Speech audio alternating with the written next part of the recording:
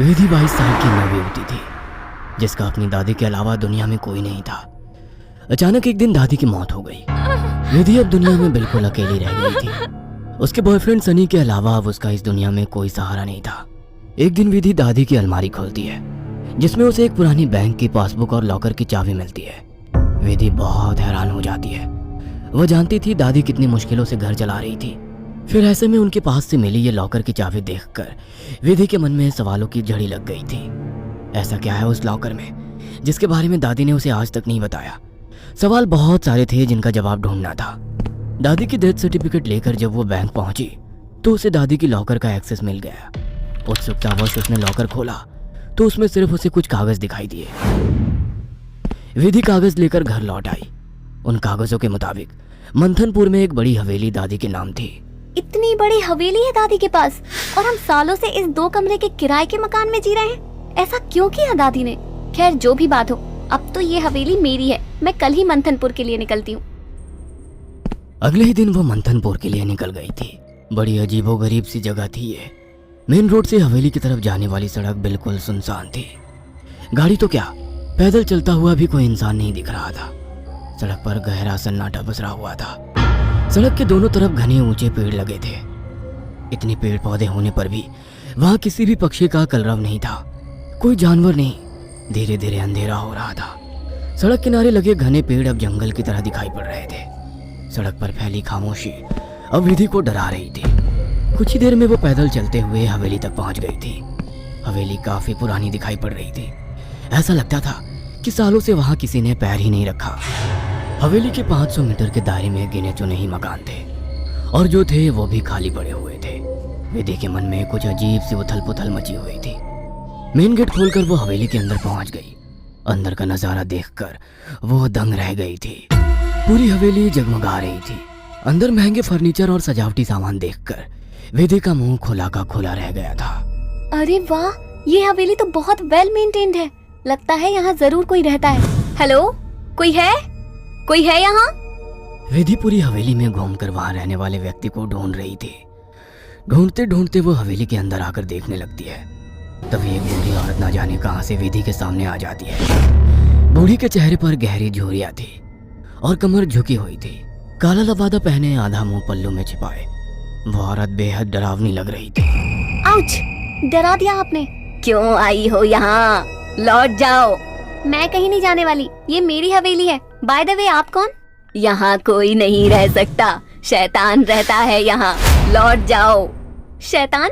Very funny. अच्छा, तो हवेली हड़पने के लिए ये स्टोरी बनाई है आपने? विधि कुछ कहने वाली होती है, तभी वो देखती है कि बूढ़ी औरत हवेली की ओर देखकर कुछ सपक आ गई है और अपना चेहरा ढकते हुए वो अचानक ही अंधेरे में कहीं गायब हो जाती है। बड़ी अजीब औरत थी। कुछ स्ट्रेंज ही जगह है। विधि हवेली के अंदर आ जाती है और अपना फोन निकालकर सनी को कॉल लगाती है। हेलो सनी, तुम विश्वास नहीं करोगे, ये हवेली तो हमारी सोच से भी ज्यादा खूबसूरत है। तुम बस जल्दी यहाँ आ जाओ। हाँ, मैं आज रात को ही निकलता हूँ। सुबह मिलते हैं, बाय। अगले दिन सुबह सनी भी हवेली पहुँच गया था। अरे यार, कहाँ फंसा दिया विधि ने। अंदर जाने तक का रास्ता नहीं है। हर तरफ झाड़ियाँ, पेड़ पौधे। ऊपर से मुझे कहा कि मेरी सोच से भी ज्यादा खूबसूरत है हवेली माय फॉल्ट। सनी बड़बड़ाता हुआ मेन गेट से अंदर जा रहा था। बाहर का कंपाउंड क्रॉस करने के बाद अब वो दरवाजे के सामने था। उसके नॉक करने से पहले ही दरवाजा खुद ब खुद खुल गया। सनी हैरान रह गया था। अंदर पहुंचकर उसने देखा हॉल में कोई भी नहीं है। विधि को पुकारते हुए वो अंदर बेडरूम की ओर बढ़ गया। बेडरूम के अंदर का नजारा देखकर सनी ने दांतों तले उंगलियां दबा ली। विधि अंदर बेड पर बैठी हुई थी। उसके लंबे बाल खुले हुए थे और उसके चेहरे को ढके हुए थे। बालों के बीच से उसकी लाल खून आंखें दिखाई पड़ रही थी। दोनों हाथ और पैरों की मदद से वो बेड पर ऐसे बैठी हुई थी मानो कोई जानवर हो। उसकी खूबसूरती गुलाबी त्वचा जगह जगह से कटी थी और सफेद पड़ गई थी। विधि को देखकर सनी जोर से चिल्लाया, विधि, ये क्या हो गया तुम्हें?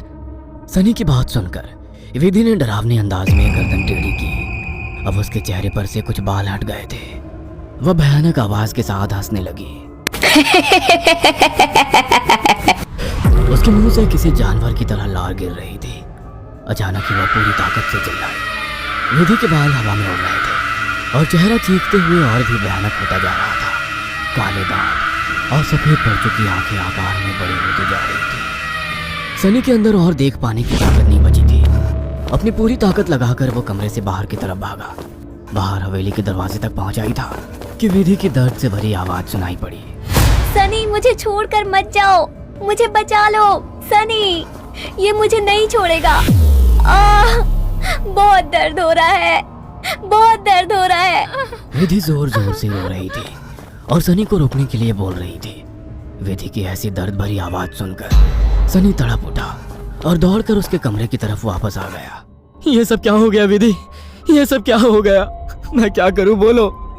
बहुत भूख लगी है, तेरा खून पीना है। इतना कहकर विधि अजीब तरीके से मुस्कुराने लगती है और अपने हाथों और पैरों की मदद से जमीन पर रेंगते हुए सनी की ओर बढ़ती है। सनी बिजली सी तेजी दिखाकर कमरे से बाहर निकल आता है और कमरे का दरवाजा बाहर से बंद कर देता है।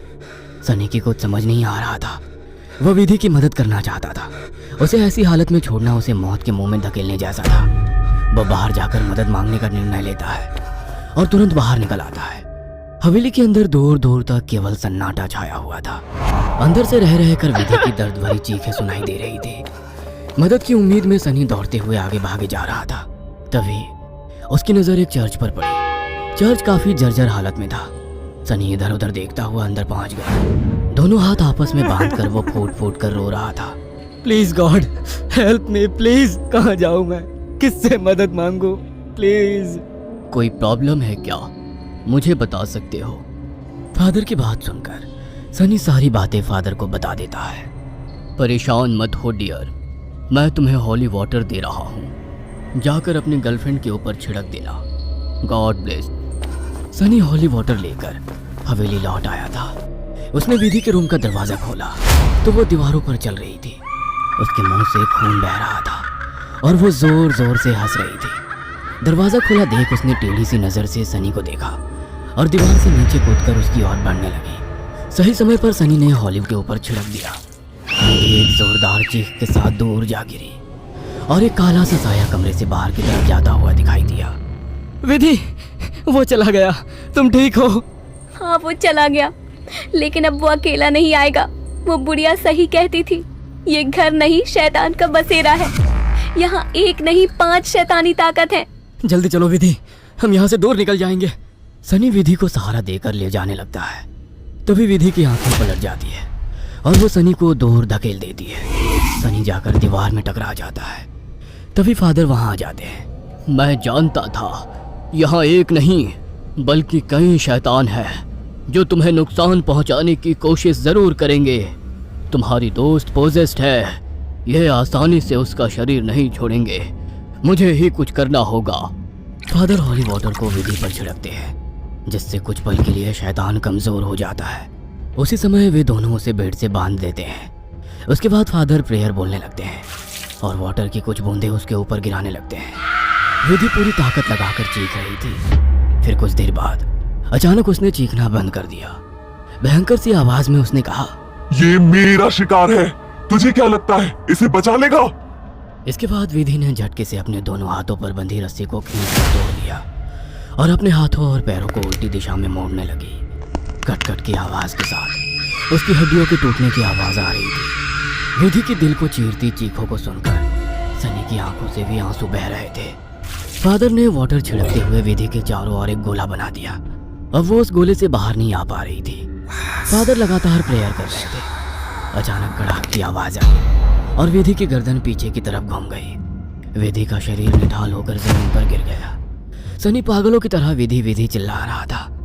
फादर के लिए इस समय सनी की जान बचाना जरूरी था, इसलिए वे उसे घसीटते हुए हवेली से बाहर ले आए और दरवाजे पर वाटर छिड़क कर वहां से बाहर आ गए। सनी अभी भी जमीन पर सिर टिकाकर फूट फूट कर रो रहा था और फादर की आंखों में भी को ना बचा पाने की तकलीफ साफ दिखाई दे रही थी।